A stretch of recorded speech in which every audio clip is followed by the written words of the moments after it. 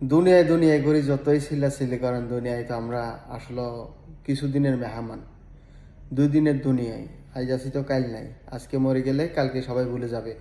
তাই এমন কিছু করেন যেন সবাই আপনাকে মনে রাখে সবসময়। আল্লাহর পথে চলেন, আল্লাহকে স্মরণ করেন, প্রিয় নবী হজরত মোহাম্মদ সাল্লাল্লাহু আলাইহি সাল্লামের অনুসরণে চলেন, তার আদর্শ নিয়ে চলেন। ইনশাআল্লাহ পরকাল আমাদের ইনশাআল্লাহ ভালো হবে।